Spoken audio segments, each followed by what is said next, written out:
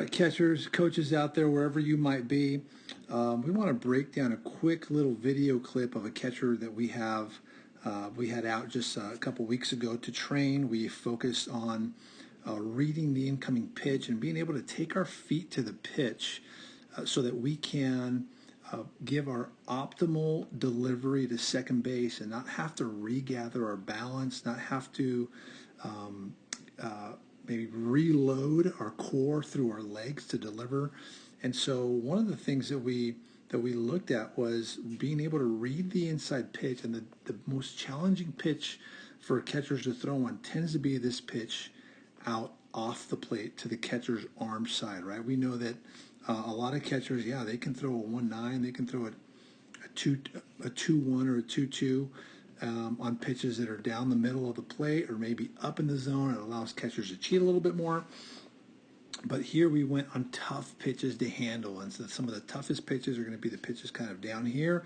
We didn't quite work on our load and throw technique on this day, but you're going to see that this pitch goes off the plate quite a bit. And one of the things we want to highlight is the ability for our catcher to work out of his stance a bit, right? This is what we call our pre-pitch, and to push off of this leg to help himself get there, right? He pushes off that left leg and is able to get there to his plant foot right there. Now, we use a couple of agility rings to really emphasize for our catchers how to get to some of these pitches, right, properly, and making sure that we have a good foot strike with our plant foot, and then also good direction with our stride foot, okay? So we kind of have both of those set up right there, and we're going to see that, yes, our catcher is moving laterally to get to this pitch, but he's not just moving only to his right. He is also still gaining a little bit of ground, and we can see that he kind of ends up cutting the corner. We call this kind of cutting the corner so that we don't have to move one direction, regather, reset, and then move and switch that momentum in another direction. Okay, so this is the most efficient way to really gain the most amount of power possible and still be able to move laterally. All right, so we're going to see that plant foot gets down where it should be. He's working directionally. He's also still gaining a little bit of ground, which is going to be important. Now, he does get across a little bit with that stride foot.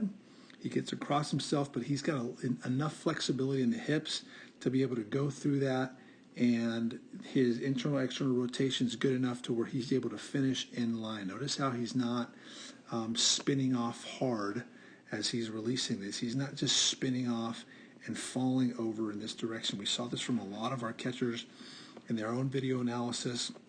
They create some good torque, they're driving, but then they fall really hard because as they plant, right, their tightness in their hips, it causes them to kind of lean over a little bit more. So that's kind of definitely something to watch for. Again, the purpose for this is let's start with good direction, let's finish with good direction, and that's going to allow our efficiency to be the highest, which is going to make our accuracy that much easier to attain on a consistent basis. And that's what it's all about. How can we get rid of the ball quickly? How can we maintain momentum the best? When we do that, we'll be able to deliver more force, meaning easier accuracy. So very nicely done by our catcher here.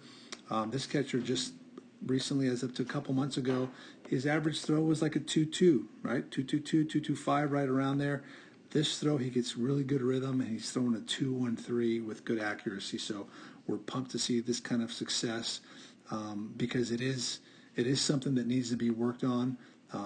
Again, a lot of our guys, they want to just move laterally and then move this way, and we're combining both of those elements together to give that optimal efficiency. So hope this helps you guys back at home.